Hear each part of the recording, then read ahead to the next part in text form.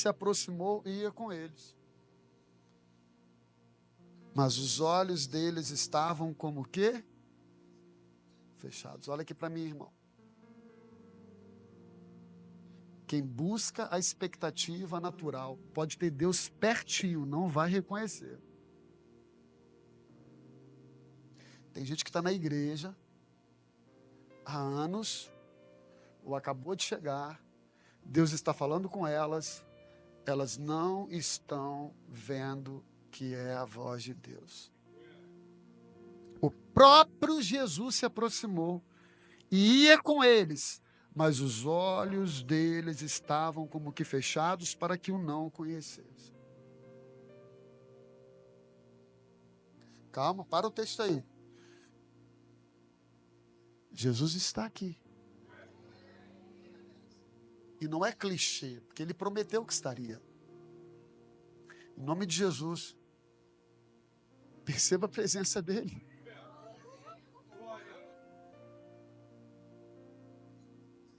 Perceba a presença dele. Abre os seus olhos. Veja quem está falando com você. Veja quem está falando contigo. Veja quem está falando contigo. E ele lhes disse: que palavras são essas? Que caminhando trocais entre vós, e por que estáis tristes?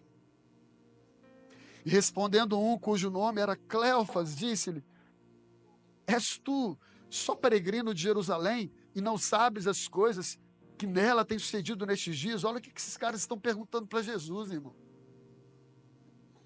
E ele lhes perguntou, aí Jesus falando assim, né? Então tá bom, quais? Quais?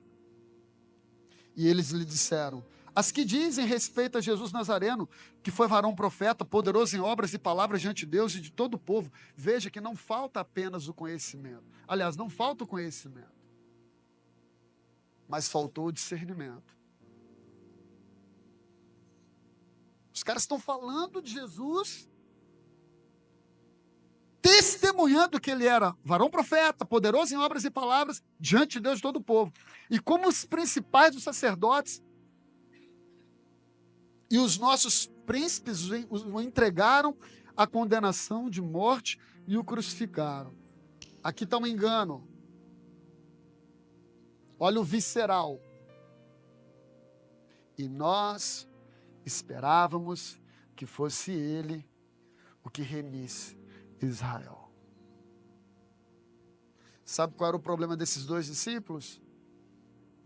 Eles não discerniram que Jesus era o Filho de Deus, que veio libertar as pessoas do pecado e levá-los de volta ao Pai. Eles queriam apenas um libertador político,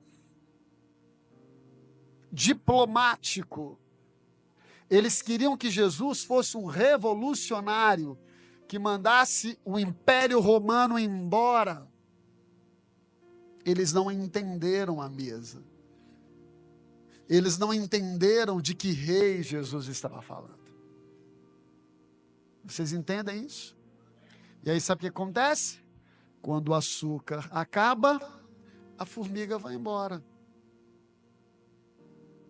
Quando eles veem que a expectativa natural deles, quando eles percebem que o desejo deles não foi atendido por aquele homem, nada mais fazia sentido. Então eu vou voltar para a minha vida, que outrora eu levava. É por isso que muitos começam a caminhada com o Senhor, começam a jornada com o Senhor, animados, fervorosos. Na primeira decepção, já começa a faltar um culto, já falta outro culto, já não vai à célula, já para de orar, já não responde mais as mensagens dos líderes, o pastor mandou mensagem e já desvia, porque acha que está todo mundo cobrando dele, e daqui a pouco ele volta para Emaús. Talvez você tenha vindo aqui hoje até com essa expectativa. E não tem problema, porque ele está aqui para te encontrar de novo no caminho. Caminhando, irmãos. A expectativa, quando é quebrada, gera frustração. A frustração gera o cansaço leva à desistência. Continuando o texto, mas agora, sobre tudo isso, é já hoje o terceiro dia que essas coisas aconteceram. Agora, olha o equívoco dessas pessoas, desses dois rapazes. É verdade que também algumas mulheres dentre nós nos maravilharam. Então, eles já tinham ouvido o testemunho das mulheres, as quais de madrugada foram ao sepulcro e, não achando o seu corpo, voltaram, dizendo que também tinham visto uma visão de anjos, que dizem que ele vive. Tem a testemunha das mulheres e do anjo. E alguns dos que estavam conosco foram ao sepulcro e acharam ser assim como as mulheres haviam dito. Porém, a ele não viram. E eu te pergunto, por que eles voltaram para Emaús? Porque o problema não era o fato de Jesus ter, de verdade, ressuscitado. É porque, para eles, o interesse já não existia mais. Porque eles continuavam com os olhos fechados para compreender. Irmãos, Jesus estava com eles, eles não enxergavam.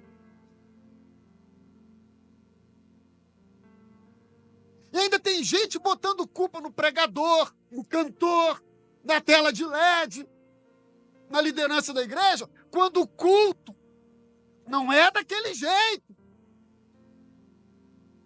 Se tem gente que do lado de Jesus não abre os olhos, vai ser esse pastor mineirinho aqui, limitado, perna torta, cabeçudo, que vai fazer você entender? Não! É a mesa, é a comunhão, é o partir do pão, é a intimidade, não é o muito falar, não é a sabedoria humana, não é o tamanho ou a qualidade do sermão, não é a roupa do pastor ou a qualidade dos músicos, mas é a disponibilidade do teu coração pegar fogo e os seus olhos abrirem para entender quem está perto de você.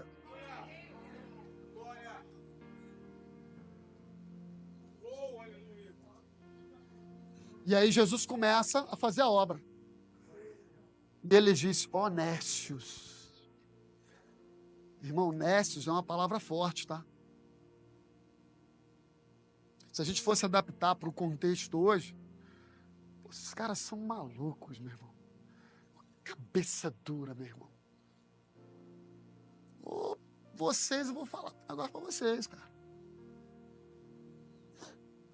Tardos de coração para crer tudo o que os profetas disseram. Porventura não convinha que o Cristo padecesse as coisas e entrasse na sua glória? E aí, olha aqui, grifa isso, irmão. E começando por Moisés e por todos os profetas, explicava-lhes o que dele se achava em todas as escrituras. Fala para mim, irmão, quem é que está pregando para esses caras? Quem é que está pregando para esses caras a Bíblia todinha ali? Os caras continuam cegos. Aí você vem para o culto, fala que o culto não foi bom, que a mensagem do pastor não foi boa.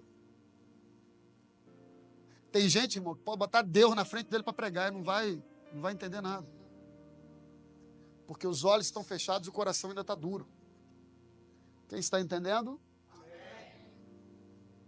O dia que nós acharmos que alguém se arrepende, que alguém volta para o Senhor, que alguém entrega a sua vida, entrega não, reconhece Jesus como Senhor e Salvador, tem a ver com a qualidade do sermão, tem a ver com a qualidade da música, esquece, acabou a igreja. Porque quem convence o homem do pecado de Jesus é o Espírito Santo, não é a gente. Nós pedimos a Deus por misericórdia que através da nossa vida, haja isso aqui que a gente está fazendo. Eu estou expondo as Escrituras para vocês. Nós estamos pensando as Escrituras, mas entenda que o mérito do quebrantamento do teu coração, do arrependimento da tua alma, da mudança de vida, não é algo que vem de mim. Porque esses caras estavam ouvindo o próprio Jesus, ressurreto, falar com eles. E nada acontecia. Não é pelo muito falar. Não é pela habilidade linguística, ou pelo conhecimento teológico, ou pela retórica, ou pelo paletó com gravata. Nada contra quem valoriza essa estética. Não estou condenando isso. Só estou dizendo que não é nem o paletó, nem a camisa de malha. E chegaram à aldeia, então conversaram, Jesus foi pregando para eles, e ele fez como quem ia para mais longe, e eles o constrangeram dizendo, fica conosco, porque já é tarde, e já declinou o dia. Então assim, tem gente que quer que Jesus fique, mas não sabe que é Jesus, está tratando Jesus de forma natural. Tem uma qualidade boa aqui nessas pessoas, estão preocupados ali com um transeunte, com um viajante. Ou seja, tem muita gente boa intencionada na igreja. Gente dizimista, gente boa. Mas isso tudo, irmão, não nos traz coerência de vida e de propósito.